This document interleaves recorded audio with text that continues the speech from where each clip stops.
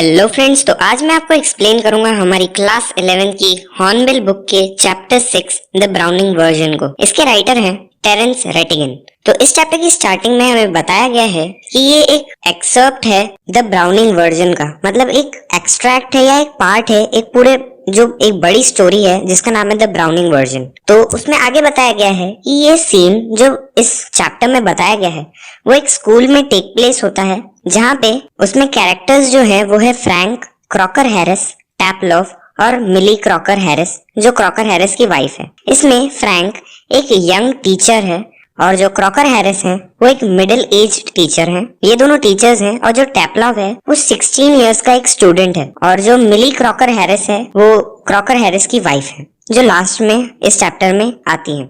फिर हमें बताया गया है कि फ्रैंक टैपलॉफ से मिलते हैं जब टैपलॉफ वहाँ पे क्रॉकर हैरिस का कुछ एक्स्ट्रा वर्क करने आया होता है, पर क्रॉकर हैरिस अभी तक वहाँ पे आए नहीं होते हैं। तो फ्रैंक टैपलॉफ से बात करते हैं क्योंकि वो वहाँ पर अकेला खड़े होकर इंतजार कर रहा होता है। फ्रैंक पहले पूछते हैं कि क्या वो उन्हें जानते हैं, तो टैपलॉफ बोलता है कि नहीं, वो उन्हें नहीं जानते, वो पहले कभी नहीं मिले। फिर फ्रैंक उनसे उनका नाम पूछता है, तब वो उनका नाम बताता है अपना, टैपलॉफ। तो फ्रैंक बोलता है क्या तुम एक साइंटिस्ट हो? टैपलॉफ बोलता है नहीं सर, मैं अभी लोअर 5th में हूँ, मतलब उसमें अभी काफी टाइम बचा है और हो सकता है कि अगले टर्म तक मैं इसमें स्पेशलाइज कर जाऊं, पर अभी तक मुझे मेरा रिजल्ट इसमें दिया गया है कि रिमूव नहीं पता है, जिसका मतलब है उनके उधर जो रिजल्ट होता है उन्हें रिमूव कहा गया है। तो बोलता है अभी तक मुझे मेरा रिमूव पता नहीं है, अगर मैं पास हो गया हूँ तो फिर मैं शायद अगली टर्म तक इसमें स्पेशलाइज कर जाऊं, पर अभी तो कुछ कह नहीं सकते। तो फ्रैंक कहते हैं क्या तुम्हें अभी तक अपना रिजल्ट नहीं मिला? तो टैपलॉफ कहता है कि नहीं सर, अभी तक तो रिजल्ट तो नहीं मिला क्योंकि हमारे जो टीचर हैं क्रॉकर हैरिस दूसरे टीचर्स की तरह हमें रिजल्ट पहले नहीं बताते हैं। तो फ्रैंक कहता है क्यों? तो टैपलॉफ कहता है कि सर आपको तो पता ही होगा। तो फ्रैंक बोलता है कि हाँ, ऐसा रूल तो है कि हमें लास्ट डे ऑफ सेमेस्टर पे ही रिजल्ट बताना पड़ता है। तभी टैपलॉफ कहता है कि यस सर, ऐसा रूल तो है, पर इस पर ध्यान कौन देता है, सिर्फ मिस्टर क्रॉकर हैरिस को छोड़कर। तब फ्रैंक कहता है कि हाँ, आई एडमिट कि हाँ, मैं भी ध्यान नहीं देता हूँ इस क्राइटेरिया पर। तुम्हें अपनी डेस्टिनी जानने के लिए, मतलब तुम्हारी किस्मत में अब क्या लिखा है ये तो तुम्हें अब कल ही पता चलेगा। तो टैपलॉफ एक्सेप्ट करता है इस बात को और कहता है यस सर। तब फ्रैंक कहता है कि मेरी तरफ से शुभकामनाएं कि तुम्हारा रिजल्ट अच्छा ही आए। उसके बाद क्या, अगर तुम्हारा रिजल्ट में तुम पास हो जाते हो? तो टैपलॉफ कहता है साइंस सर, मैं साइंस लूंगा। मतलब इससे हमें पता चलता है कि ये शायद उनकी 10th स्टैंडर्ड होगी और अगले साल उन्हें रिजल्ट के बाद अपना सब्जेक्ट चूज करना होगा। तो वो कहता है कि सर मैं साइंस लूंगा।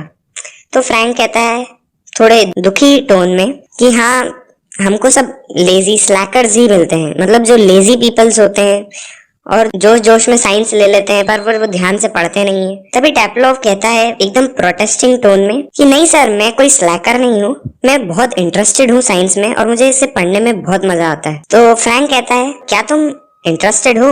मैं तो नहीं हूँ, और एटलीस्ट उस साइंस में तो नहीं जो मुझे पढ़ानी पड़ती है। तो टैपलॉफ कहता है वेल एनीवे सर, कुछ भी हो, मैं तो बहुत इंटरेस्टिंग हूँ, और अपनी बुक की तरफ इंडिकेट करता है और कहता है कि मैं साइंस में तो बहुत ज्यादा इंटरेस्टेड हूँ इस मग के मुकाबले। मग उस बुक को इंडिकेट करते हुए टैपलॉफ कहता है, और मग का मतलब होता है डर्ट या फिर एक तरीके से कचरा कह सकते हैं। फ्रैंक कहता है कि ये मग क्या है? तो बोलता है एसिलिस सर द एग्रमैनन, मतलब वो एक बुक की तरफ कहता है और बोलता है कि ये बुक एकदम बेकार है, कचरा है ये बुक। तो फिर फ्रैंक कहता है तो क्या ये तुम्हारी बुक एग्रमैनन इज अ मक, ये बेकार है? तो वो बोलता है वेल नो सर, वो बोलता है इतनी बेकार भी नहीं है, इसका प्लॉट जो है बुक का वो बहुत इंटरेस्टिंग है कि एक वाइफ जो होती है वो अपने हस्बैंड का मर्डर कर देती है और इस टाइप का प्लॉट है।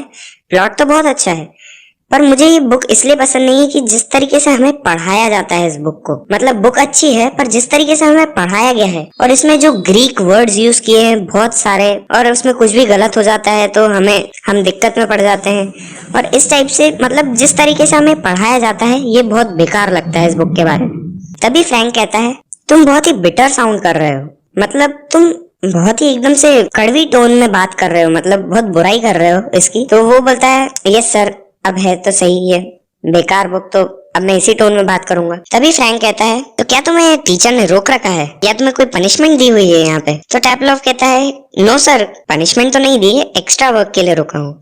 तो फ्रैंक कहता है एक्स्ट्रा वर्क? वो भी सेमेस्टर के लास्ट डे पे, ये किस टाइप का वर्क है? तभी टापलॉफ कहता है कि ये सर एक्स्ट्रा वर्क, पर हो सकता है अभी तो मैं दूसरे लोगों की तरह अभी गोल्फ खेल रहा होता। पर एक्चुअली क्या हुआ था, मतलब पिछले हफ्ते में एक दिन स्कूल नहीं आया था और मैं एब्सेंट हो गया था, तो इसलिए अब मैं यहाँ पे हूँ। और सर वेदर को देखिए, कितना अच्छा मौसम हो रहा है, अभी मैं दूसरे लोगों की तरह गोल्फ खेल रहा होता अभी। तभी फ्रैंक कहता है कि हाँ बैड लक, अब तुम्हें यहाँ रुकना ही पड़ेगा, पर तुम्हें इसका एक फायदा भी तो है। हो सकता है तुम्हें इसके अच्छे मार्क्स मिल जाए कि तुम एक ऐसे बॉय हो जो टीचर्स के लिए एक्स्ट्रा वर्क करने के लिए तैयार हो जाते हैं शाम को, और इसके कारण कभी वो तुम्हें ज्यादा मार्क्स दे दे और तुम्हारा रिजल्ट कल अच्छा आ जाए। तो टैपलॉफ कहता है कि ये जरूरी नहीं है सर, क्योंकि ऐसा तो पॉसिबल है पर सिर्फ ऑर्डिनरी टीचर्स में। जो हमारे टीचर हैं मिस्टर क्रॉकर हैरिस, वो बहुत स्ट्रिक्टली रूल्स को फॉलो करते हैं, और इस टाइप के रूल्स की अगर कोई एक्स्ट्रा वर्क कर रहा है तो उन्हें ज्यादा मार्क्स दे दें, ये इस टीचर पर अप्लाई नहीं होते हैं। और वैसे तो वो ये भी बताते हैं कि टैपलॉफ जो होता है वो क्रॉकर हैरिस से फ्रैंकली एक बार पूछ भी लेता है एक दिन पहले कि क्या वो पास हो गए हैं। और फिर टैपलॉफ कहता है कि क्या सर आपको पता है कि फिर उनका रिप्लाई क्या था? तो फ्रैंक कहता है कि नहीं मुझे नहीं पता, पर उनका रिप्लाई क्या था? तो टैपलॉफ उनकी आवाज की नकल करते हुए बहुत ही जेंटल टोन में और उनकी आवाज की नकल उतारते हुए कहता है कि बेटा टैपलॉफ, तुमको एग्जैक्टली उतने ही मार्क्स मिले हैं जितने तुम डिजर्व करते हो, जितना तुमने पेपर में लिखा है, कुछ कम नहीं और कुछ ज्यादा नहीं। और फिर वो फ्रैंक को टैपलॉफ बताता है कि शायद उन्होंने, क्योंकि मैंने एक्स्ट्रा वर्क लिया है, तो उन्होंने हो सकता है कि मुझे कम मार्क्स दे दिए हो ज्यादा की जगह। और एकदम से सैड हो जाता है, एकदम ब्रेक डाउन हो जाता है, और फिर कहता है कि सॉरी सर, क्या मैं बहुत ज्यादा दूर निकल गया? फिर फ्रैंक कहते हैं हाँ बेटा तुम थोड़ा शायद दूर चले गए। तो टैपलॉफ फिर कहता है कि सॉरी सर, शायद मैं भावनाओं में बह गया था, बुक में लिखा है आई गॉट कैरीड अवे। फिर फ्रैंक कहता है टैपलॉफ, तो एकदम से टैपलॉफ कहता है यस सर। फ्रैंक कहता है क्या तुम रिपीट कर सकते हो कि क्रॉकर हैरिस ने क्या कहा था? तो एकदम से वापस से टैपलॉफ उनकी आवाज में रिपीट करता है यही चीज कि उन्हें एग्जैक्टली उतने ही मार्क्स मिले हैं जितना उन्हें लिखा है, थोड़े कम भी नहीं और ज्यादा भी नहीं। तभी फ्रैंक कहते हैं थोड़े से सीवियर टोन में, एक काम करो तुम अपनी एसएलएस ही पढ़ो और शांत रहो। तभी टैपलॉफ कहता है डिसलाइक टोन में, एसएलएस? तभी फ्रैंक कहता है वैसे तुम्हें क्रॉकर हैरिस ने किस टाइम पे आने के लिए कहा था? तो टैपलॉफ उन्हें बताता है कि उन्हें 6:30 पर आने के लिए कहा था। तो फ्रैंक कहता है तो इस हिसाब से तो वो 10 मिनट्स लेट हो चुके हैं, तुम यहाँ से भाग क्यों नहीं जाते? और अभी गोल्फ भी इस टाइम पर आराम से तुम खेल सकते हो, अभी काफी टाइम बचा है। तो टैपलॉफ कहता है एकदम शॉकिंग टोन में कि भाग जाऊं, वो भी मिस्टर क्रॉकर हैरिस के काम से? मैं तो ऐसा सोच भी नहीं सकता कि मैं यहाँ से भाग जाऊं। अगर मैं यहाँ से भाग गया तो फिर तो भगवान जाने मेरा क्या होगा। हो सकता है मिस्टर क्रॉकर हैरिस मेरे घर तक आ जाए मेरा पीछा करते करते, और इस टाइप का कुछ हो जाए। तभी फ्रैंक कहता है कि मैं एडमिट करता हूँ कि मैं थोड़ा जेलस तो हूँ तुम्हारे टीचर्स से, क्योंकि तुम बॉयज जो हो उनसे इतना डरे हुए रहते हो और इतना डिसिप्लिन में रहते हो और कभी भी उनकी बातों को अपोज नहीं करते। तभी टैपलॉफ कहते हैं तो वो करते क्या हैं, क्या वो तुम्हें मारते हैं और ऐसा कुछ? तो भी टैपलॉफ कहता है कि ये तो अच्छा है कि वो हमें मारते नहीं है, वो कोई सैडिस्ट नहीं है, जैसे कि हमारे स्कूल में एक दो और टीचर्स हैं। तो फ्रैंक कहता है क्या कहा तुमने, क्या तुम रिपीट कर सकते हो? तभी टैपलॉफ बताता है अ सैडिस्ट सर, वो एक ऐसा आदमी नहीं है जो मतलब अपने खुशी के लिए किसी और को दर्द दे। तो फ्रैंक कहते हैं तुम तो कह रहे थे कि दूसरे कोई टीचर्स इस टाइप के हैं। तभी टैपलॉफ कहता है कि सर है तो सही, और मैं उनके नाम तो नहीं लूंगा पर आपको पता ही होगा कि वो कौन है। और वो ऐसे टीचर्स हैं जो ये समझते हैं कि हम बॉयज जो हैं वो किसी भी चीज को समझ नहीं सकते, पर सर हम अलग हैं, हम यंग हैं और दूसरी बातों को समझ सकते हैं, और आप तो साइंस के हो, आपको तो पता ही होगा कि सैडिज्म क्या है। तभी फ्रैंक थोड़ा सा रुक के कहते हैं कि हमारे स्कूल किस डायरेक्शन में जा रहे हैं और अब क्या होने वाला है। तभी टैपलॉफ कहता है anyway sir, mister Crocker Harris जो है वो एक सैडिस्ट तो नहीं है, यही मैं कहना चाहता हूँ। वो बस, और अगर वो एक सैडिस्ट होते तो वो बहुत ही डरावने होते और उनके पास कोई फीलिंग्स तो होती, पर बदकिस्मती से उनके पास कोई फीलिंग्स नहीं है। वो अंदर से इस बात से डरे हुए रहते हैं और वो उन पीपल को हेट करते हैं जो उन्हें पसंद करते हैं। वैसे ये फनी है, पर मेरे को नहीं लगता कि कोई और टीचर उनके जैसा बनना चाहता है। तभी फ्रैंक कहते हैं पर मैं तो ऐसे किसी को नहीं जानता जो जानबूझ के ऐसा बिहेव करे। तभी टैपलॉफ कहता है कि वेल, ये तो वैसे नेचुरल बिहेवियर ही है, पर ये क्रॉक के साथ सही नहीं है। तभी फ्रैंक एकदम से उन्हें कहते हैं मिस्टर क्रॉकर हैरिस।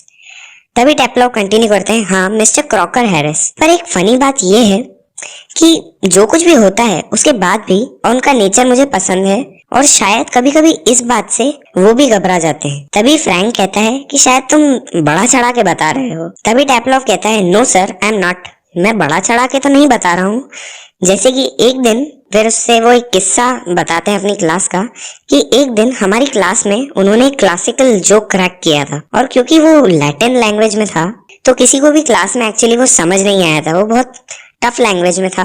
पर क्योंकि कोई क्लास में हंसा नहीं और उन्होंने एक जोक क्रैक किया था तो उनका मन रखने के लिए टेपलॉफ हंस देता है ताकि उन्हें बुरा ना लगे कि उन्होंने एक जोक क्रैक किया और कोई हंसा तक नहीं। और तभी वो आगे कहता है कि उन्हें जोक तो याद नहीं है पर मैं बताता हूँ आपको कि उसके बाद क्या हुआ था। आप एक बार जैसे सपोज कीजिए कि मैंने जोक कहा और आप हंसिए।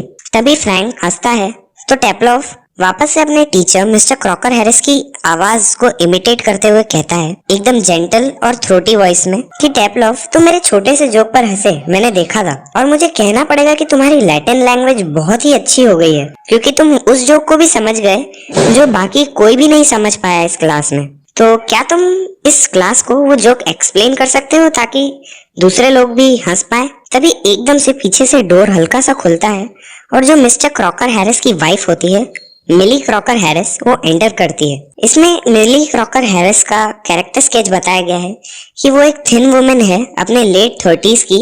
लेट 30s मतलब 37 to 40 इयर्स के बीच की एज थी उनकी और वो बहुत ही स्मार्टली ड्रेस्ड थी अपने दूसरे स्कूल मास्टर की वाइफ्स के कंपैरिजन में। और उन्होंने एक केप पहना हुआ था और उनके हाथ में एक शॉपिंग बास्केट था। वो एकदम से डोर से उनके उस रूम में आती है और वहां पर खड़ी हो जाती है और टेपलॉफ और फ्रैंक को देखने लगती है। तभी थोड़ी सी देर बाद फ्रैंक का ध्यान जाता है वो इस रूम में आ चुकी हैं। तभी फ्रैंक कहते हैं कि चलो टेपलॉफ हम चलते हैं और डेस्क की तरफ वो जाने लगते हैं और फ्रैंक वापस कंटिन्यू करते हैं कि इतने सेल्फिश मत बनो, ये तो बताओ कि जोक क्या था। तभी टेपलॉफ हंसने लगते हैं और एकदम से देखते हैं कि मिली उस रूम में आ चुकी है। तभी एकदम फ्रैंक कहते हैं ओ लॉर्ड और फ्रैंक एकदम से टर्न करते हैं और रिलीव्ड फील करते हैं मिली को देख के और फ्रैंक कहते हैं हेलो। तभी मिली बिना किसी एक्सप्रेशन के कहती है हेलो और वो साइड बोर्ड की तरफ आती है और अपना बास्केट वहां पर रखती है। तभी टेपलॉफ एकदम से फ्रैंक की तरफ जाते हुए विस्पर करता है, एकदम से धीरे से कहता है कि क्या उसने सुन लिया कि हमने क्या कहा। तभी फ्रैंक अपना सर हिलाते हुए कहता है कि मुझे तो लगता है कि उन्होंने सुन ही लिया होगा क्योंकि वो काफी देर से यहाँ खड़ी है। तो टेपलॉफ कहता है कि अगर इन्होंने अपने हस्बैंड को मतलब मिस्टर क्रॉकर हैरिस को ये सब बता दिया तो फिर कल का रिजल्ट तो मेरा खराब होना पक्का है। तभी फ्रैंक कहता है नॉनसेंस और वो वहां से फायरप्लेस की तरफ चला जाता है। तभी मिली टेबल की तरफ आती है और अपने साइड बोर्ड से उठा के अपना बास्केट टेबल पे रख देती है और मिली टेपलॉफ से कहती है कि क्या तुम मेरे हस्बैंड के लिए यहाँ रुके हो। तो टेपलॉफ कहता है यस। तो मिली कहती है कि वो बुरसार्स में है और उन्हें काफी देर लगेगी वापस आने में और अगर मैं तुम्हारी जगह होती तो मैं तो कब की चली गई होती। तभी टेपलॉफ डाउटफुली कहता है कि मुझे तो कहा गया था कि मुझे यहाँ पर आना है इसलिए मैं आ गया हूँ।